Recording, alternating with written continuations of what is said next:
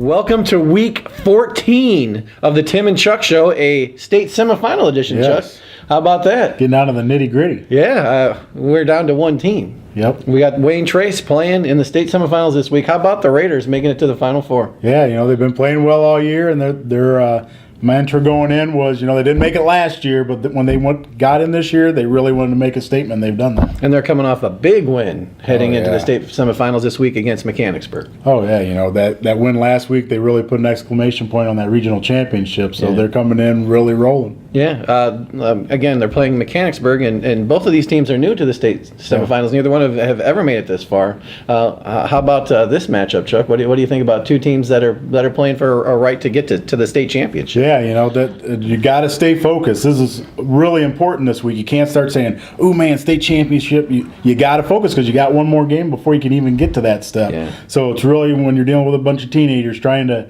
focus them in because they're sort of flighty anyway, the teenagers. But you gotta focus them in this week, and you gotta take it 1 minute, 1 quarter, one game at a time. Yeah, playing down on the turf at Wapakoneta against a team that likes to pound the ball. They've got a 2,000-yard rusher in Ayrton Irwin, 28 touchdowns. They got a kid who can beat him deep in this Brandon Pert kid, and they got a quarterback who's also run for 1,000 yards and thrown for 13. Kind of a scary team to me, a team that likes to pound it, and then can beat you over the top. Yeah, exactly. I look at the matchup, and going to talk about Speece again for Wayne Trace, but not on the offensive end, on the defensive end. He's the Raiders' middle linebacker, and he has done a great job against running teams this year of reading linemen, filling gaps when they open up, and stopping the run. So his play defensively at linebacker is going to be just huge this week. Well, you've talked about that defense all year. When everyone's been talking about their offense, you've talked about that defensive front. They've got a challenge this week. Yeah, exactly. They've got the big guys up front. They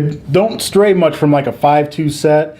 Those down linemen have been tough all year. They're tough against the run. They're big. They're hard to move, but they can run too, and they can run side to side, and that's the key for that defense is their front guys can run side to side, and those linebackers at that next level, they can run side to side too and track stuff down. Well, let's flip it over and talk about the offense. Speece, 58 touchdown passes, Chuck. He's thrown for 4,338 yards. I mean, those are video game numbers. Yeah, they are. I mean, you look at those numbers, and there are quarterbacks that say, man, maybe if I can start for 3 years, I can get those numbers, let alone, 13 games. That's just phenomenal. But it speaks, one, to his ability to learn that offense in a short time because, again, he wasn't ever a quarterback, coming up through until a couple of years ago. So it speaks to his ability to learn the offense, make the offense work, get the good numbers out of it. Also talks big time about his receivers and what they're able to do too. Yeah, Corbin Showalter, 70 catches, 1,583 yards, 23 touchdowns, and they've got Jake Arend with 12 touchdowns, Jay Gerber 9, Jared Sherry 7. Yeah. I mean, these guys can find the end zone in a hurry, and they don't do a bad job running the football. Sherry's got 883 yards and 12 touchdowns on the ground. Yeah, exactly. I mean, it's just a scary offense. You pick your poison. Who do you want not to beat you? Okay, most people will take away Showalter or Wren, but they've still got 2 or 3 guys, Gerber, people like that can still make big plays. So it's like, if you want to try to man up, somebody's going to beat you. Somebody's going to get open because most teams don't have 5 or 6 guys. Right. Athletes that are good enough athletes to cover all of Wayne Trace's athletes. Yeah, especially when you get down to the Division 6 level. Yeah, exactly. Because that's why you've seen over weeks and weeks that people are trying to drop 7 to 11 guys into coverage, trying to cover every zone possible and make them run the ball. Which now Wayne Trace is like, okay, we'll run the ball, and they're lining up in some different sets and doing things to make you be more honest and make you have to play the run and the pass. Well, Mechanicsburg has Tyler Lockard, 129 tackles. That's a big number, and they've got a guy by the name of Luke Marsh who comes in with 7 picks. So I mean, there's a couple of guys that obviously Bill Speller's going to have to keep his eye on when they've got the football. Yeah, exactly, and that might be a case of Speece comes out, reads the defense. Maybe he's looking for 1 or 2 guys, what side they're on, and maybe they'll go to the other side. Maybe he'll pre-read it. But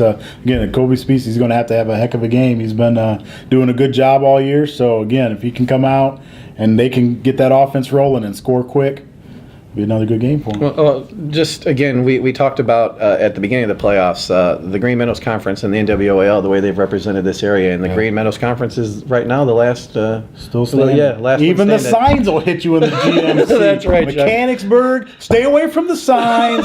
Stay away from the Raiders because you will get hit on Friday. What do you think, Chuck? Are we going to be back here for Week 15? Man, I think so. I've said it earlier in the season. Wayne Trace has really got a really good team. You know, you talk about Spieth and Showalter and those guys, but they've got 20-some guys that can ball. And that makes for a championship football team. So I think they're going to do well again this week. Yeah, that would be exciting to see them playing for a state championship. And it's been a while since we've had a team even just play for a state championship, let alone win one. Yeah, I think Patrick Henry in 2005. Yeah. Wow, crazy. It's been a while, so crazy. Go Raiders. Yeah, we're excited. I mean, that's good stuff. Great stuff. Friday night at Wapakoneta. Hopefully we'll be back for Week 15. If Wayne Trace would happen to go down, we're still going to put a nice little bow on the season, Chuck, and do a season wrap-up show. Let people know. I look good with bows. Yeah, well, of course. That goes without saying. Yeah. Yeah. So regardless, we will see you next week. As always, follow us on Facebook and Twitter. Yeah. Mark, roll that beautiful Twitter and Facebook footage. And either way, we will see you next week.